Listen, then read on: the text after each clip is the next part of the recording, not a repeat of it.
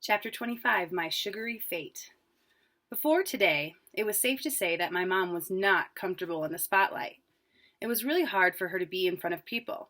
She was always more comfortable in the kitchen, inventing new twists to Abuela's classic recipes. In that space, she floated swiftly, like a bird between the gas stoves and ovens and walk-in refrigerators, totally confident. The dining room was a different story. My mom always relied on Abuela's charm. But she didn't have that option anymore. She was in charge fully now, and I think that flipped a switch in her. Her voice boomed through the speakers and filled the chamber. After an early successful restaurant venture called La Ventanita, she began, Veronica and Arturo Zamora, the first, moved here and built a new restaurant on Main Street. For 19 years, this restaurant has grown with the people of Canal Grove. La Cocina de la Isla has hosted weddings, bar mitzvahs, quinceaneras, first communions, and holiday parties. It is both a place where couples go to have a nice night out and a place where you can bring your entire family for a good meal. With the expansion into the lot, we plan to add dining space so we can feed more of you, and we will also increase our space for events. We hope to hold community concerts on a new custom-built stage. People Place will offer entertainment, not just concerts, Wilfredo blurted out. A movie theater, a gym, a spa, a rooftop cocktail lounge. Chuchi stood up and hushed him so my mom could continue. La Cocina de la Isla belongs to the neighborhood. By building into the lot, we will be a destination for even more people. There is an opportunity to continue to serve the community we love and attract tourists who want to experience Miami beyond South Beach. If this week's closure is any indication, we are still as relevant as ever. People want new, people want exclusive, Wilfredo interrupted again.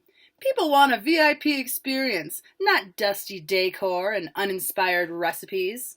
Quiet, Enrique yelled out. Our business has turned a profit for years, my mom said. We are financially viable, and we have returned some of those profits to you in a number of ways. This is a matter of community. I would like every person in this room to think about what kind of neighborhood they want to live in. Because Wilfredo is right. His vision for Canal Grove is very different, and it would only be the beginning. Thank you. There was applause, but I noticed not one of the council members clapped like they had for People Place. My mom took her seat, and I squeezed her hand as the members called for a break. After the recess, the public will have the opportunity to speak for or against any project. We all walked outside and gathered around some benches. Ese imbecile! Interrupting you like that, Aunt Tootie took my mom's hand and rubbed it. You did great, hermana. I have never been so proud to be a Zamora. My mom looked completely caught off guard by Aunt Tootie's praise. I didn't think she could remember the last time her sister had given her a compliment. I saw Carmen by the doors and went over to talk to her. I asked her how she thought it went, and she paused. I figured she thought the same thing I did. The council members clapped louder for People Place, but the community came to my mom's defense when Wilfredo stepped out of line. You should speak, Carmen said. No way, I said. I have 0 public speaking skills. That can't be true. Look at your mom, she said. You must have some of that in you. Carmen followed me down a lengthy set of stairs. We walked alongside City Hall and past an old fountain that had a statue of one of the city's original founders in it. The fountain was totally dry. I looked in and saw someone inside. He hummed in between sniffles. Carmen and I stepped into the fountain and walked around the statue to where Wilfredo Pipo's assistant, Claudio, sat, his knees curled into his chest, eating a dessert. He turned around when he saw us. You see, Claudio said as he held up a white container, I am eating dessert, tres leches. What's wrong with tres leches? Carmen asked. Claudio scraped the last pieces of cake, soaked in sugary milk, into his mouth. What is wrong with tres leches? What is wrong with tres leches?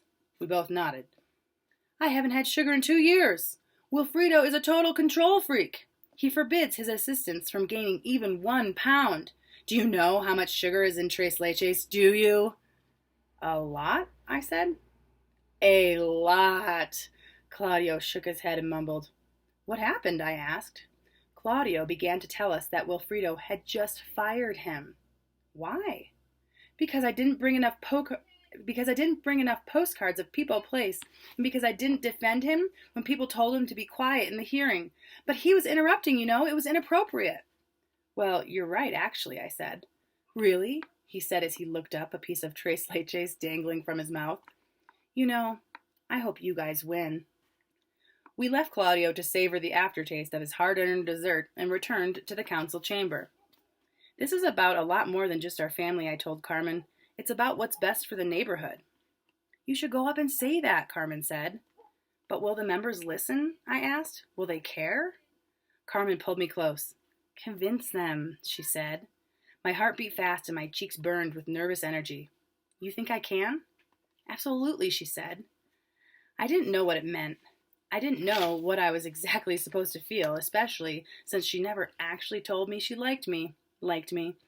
Maybe she just thought of me as family. I was still pretty much an epic failure in the love department. I never told you I'm sorry for, my running off at the festival, she said. It's okay, I said. It's just, nobody had ever said they liked me before. I find that very difficult to believe, Carmen. It's true. Maybe because I'm taller than most boys.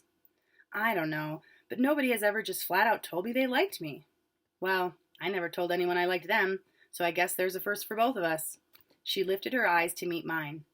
Before I could tell her I hoped we could still be friends, Carmen reached over. Okay, get ready for Carmen reached over and kissed me. Like an epic pop, I closed my eyes and my senses heightened. I could hear the quiet rumble of the street, the people walking around City Hall. I could sense everything around me like I had a superpower or something. Carmen stepped away and watched me like she was waiting for a reaction, but all I could give her was a frozen solid face. I didn't know what to do or say. Arturo? Huh? I snapped out of my daze. You okay? She asked. Huh? Yeah, totally good, I said. Come on, let's get in there. I'm going to kick some butt.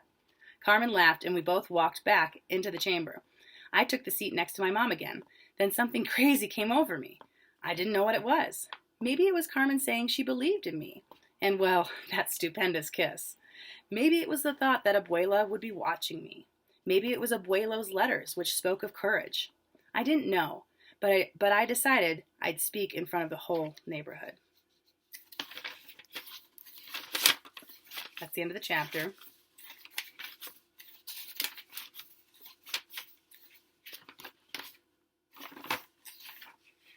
All right, tomorrow I'll be reading for a little bit longer than maybe usual. But chapter 26, so there's chapter 26 and then there's an epilogue. Chapter 26 is called The Verse and the Verdict.